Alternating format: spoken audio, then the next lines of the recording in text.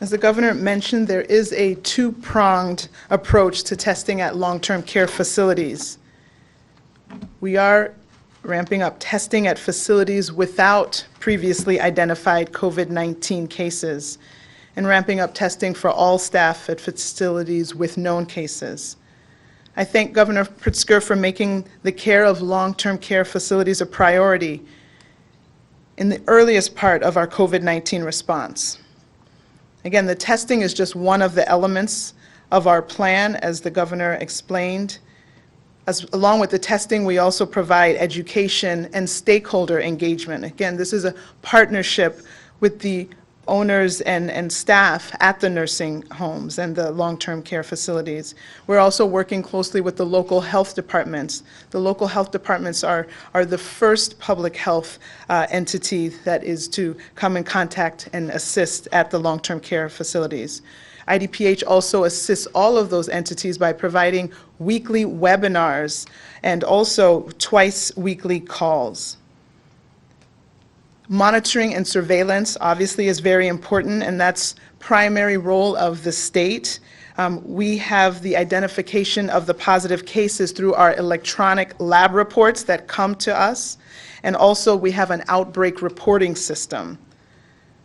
The third element is for local health departments and long-term care facilities to implement our infection control guidance. And as the Governor mentioned, before ever we had a case, we worked to come up with a very intense set of guidances, including the pre-shift assessments, in signage, making sure that visitors were restricted.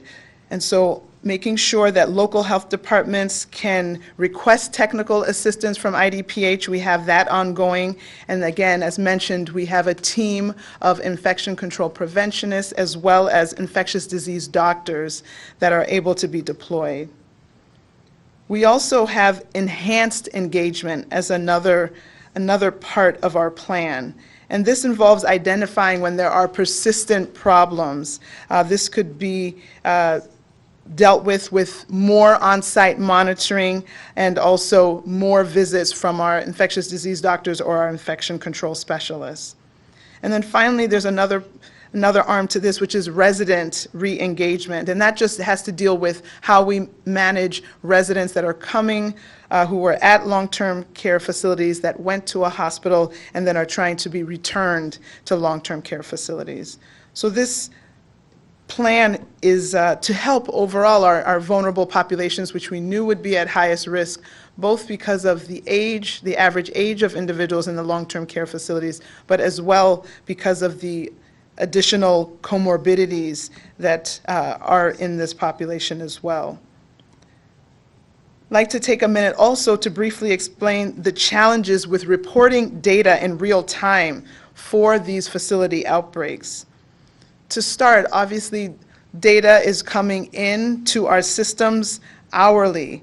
So the facility is probably the best place to get the most up-to-date data, but we are pulling data from two different electronic reporting systems. One is the INED system, the National Electronic Disease Surveillance System, and the second is our outbreak reporting system.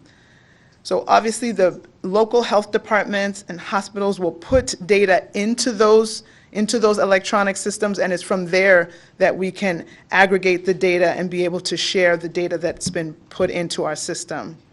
To help preserve the integrity of the data as much as possible when trying to report in real time, IDPH posts data as was reported from the day before, so there would be a lag. And because data is continually being updated, we are going to have the data up on our website, and we will update it once a week. And of course, the information that we pull out had to have been submitted. So if there's a lag from the local health department, we can only report obviously what we've been given. So I know it sounds like it's straightforward, but it's a little complex. We're dealing with multiple reporting systems and a lot of players who have to put the information in, but we at IDPH are doing all that we can to make sure that we share all the information that we can, while also being responsible and trying to protect individuals' privacy rights. We know that this is a different time, and some of the requests go further than what we have ever done in the past, and so we have to try to navigate that line and not veer too much and not also compromise the privacy of the individuals.